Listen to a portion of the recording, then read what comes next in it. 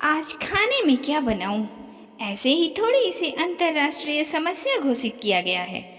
अरे जिसका समाधान बड़े बड़े ज्ञानी महाज्ञानी लोग नहीं कर पाए, उस समस्या का समाधान भला हम और आप कैसे कर सकते हैं?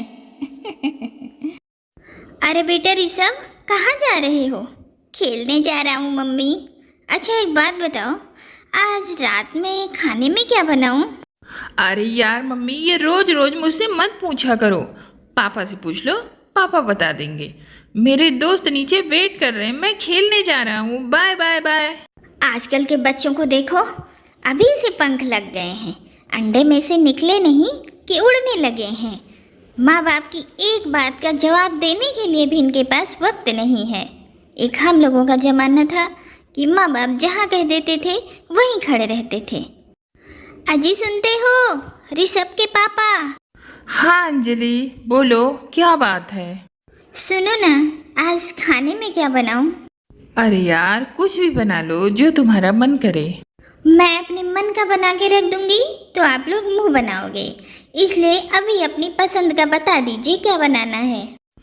अरे हम कभी मुंह बनाते हैं क्या? जो भी तुम बनाती हो चुपचाप खा लेते हैं। जो तुम्हें बनाना है बना लो, तंग मत करो। फिलहाल मैं क्रिकेट देख रहा हूँ, परेशान मत करो मुझे। अरे बता दीजिए ना, मैं साल के 365 दिन 24 घंटे यही सोचती रहती हूँ कि खाने में क्या बनाऊँ, खाने में क्या बनाऊँ। थोड़ी मेहनत आप लोग भी कर लिया करो। अच्छा ऐसा करो, तुम पनीर की सब्जी बना लो। पनीर की सब्जी काफ़ी दिनों से नहीं खाई है, और उसके साथ नान रोटी बना लो। आपसे जब भी खाने के लिए पूछो ना, आप बस यही एक रटा रटाया जवाब देते हैं। ऐसा लगता है जैसे दुनिया में पनीर ही एक सब्जी बची है। दुनिया में और कोई सब्जी ही नहीं, बस एक इकलौती पनीर ही है। अरे भाग्यवान, मैंने कहा ना कि अपनी पसंद का बना लो।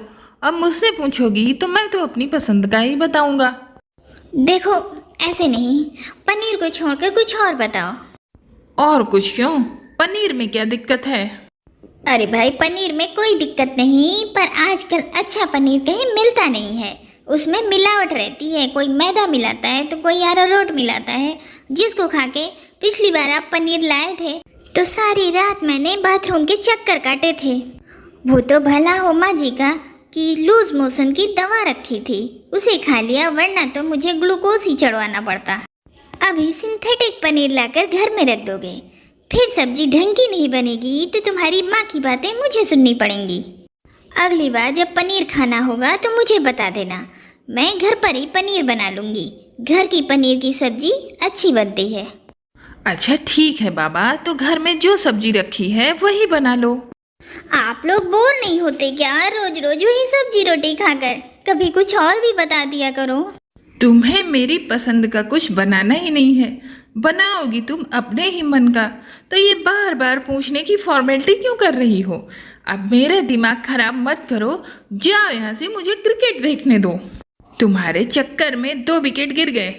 देखा, अगर महीने में एक बार भी बताना पड़ जाए कि खाने में क्या बनेगा तो भाई साहब के पसीने छूट रहे हैं। और यहाँ हम सारा दिन यही सोचते रहते हैं कि खाने में क्या बनेगा, खाने में क्या बनेगा। उस पर भी आप लोग नखरे दिखाते हो।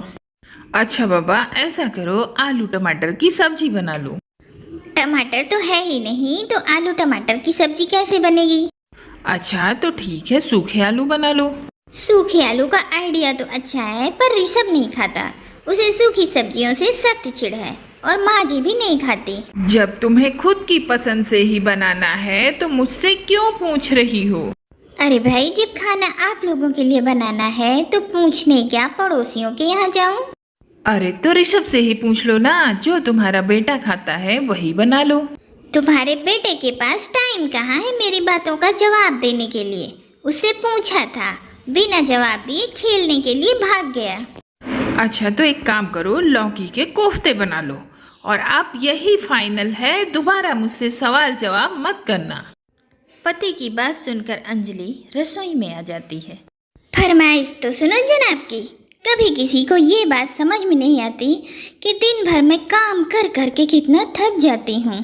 कभी ऐसा नहीं हो सकता कि किसी के मुंह से निकल जाए कि चलो आज खिचड़ी ही बना लो, मगर नहीं, कभी इन लोगों से पूछ भी लो कि खाने में क्या बनेगा तो ये और इनकी माताजी के सुपुत्र जी ऐसी ऐसी डिश के नाम बता देंगे कि मास्टर शेफ भी शर्मा जाए। बोलने दो बाबा, मेरे अंदर तो इतनी हिम्मत नहीं है कि रात में मैं चलूँ लौकी छील के घिस के उसके कोफ्ते बनाऊँ। मैं सिंपल सी जीरे की लौकी छौंक दे रही हूँ, जिसको खाना है खाए, नहीं खाना है ना खाए। रात में 8 बजे के बाद जब खाना बनकर रेडी हो गया, अंजलि ने जब टेबल पर खाना लगाया तो खाने के साथ कटोरी में जीरे की लौकी देखकर रवि ने अपना सर पीट लिया। ये लौकी के कोफ्ते हैं? तुम कोफ्ते बनाने वाली थी ना? आपने बताने में आधे घंटे लेट कर दी, फिर एक तो लेट हो गया था और मुझे थकान भी हो रही थी। सारा दिन काम करते करते मैं थक जाती हूँ। कोई 2-4 नौकर तो आपने लगवा नहीं रखे हैं घर पर, इसलिए जो जल्दी बन सकता था मैंने बना दिया।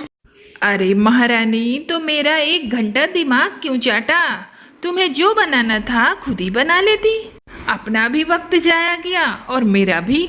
ठीक है, साल के 365 दिन सबकी चाकरी करो और एक दिन किसी की पसंद का खाना ना बने तो उस पर ये बवाल। ठीक है, कल बना दूंगी आपके कोफ्ते। अब मुझे ताने मारना बंद करो और जल्दी से खाना खा लो, अभी बर्तन भी साफ करने हैं। कोई मेहरीन तो लगवा नहीं रखी है, किचन साफ करना है। अरे यार, मैंने तुम्हें ताने कब दिए? अब अंजलि की लाल लाल आंखें देखकर रवि समझ जाता है कि इस समय अंजलि से कुछ भी बोलना अपने लिए आफत मोल लेना है। इसलिए उस बेचारे ने चुपचाप लौकी की सब्जी खा ली। अगले दिन सुबह, अजी सुनो, आज नाश्ते में क्या बनाऊं? अरे यार, फिर से सुबह सुबह चालू हो गई। तुम्हें जो बनाना है बना लो। मैंने कहा है ना, तुम जो बनाओगी मैं खा लूंगा। क्या हुआ, रात की बात से नाराज हो क्या? बताओ ना क्या बनाएं। अरे बाबा, मैं नाराज नहीं हूँ। मैं जानता हूँ तुम भी थक जाती हो काम करते करते। अगर नाराज नहीं हो तो बताओ क्या बनाऊं? अच्छा, ऐसा करो, आलू के पराठे बना लो और उसके साथ धनिया टमाटर की चटनी।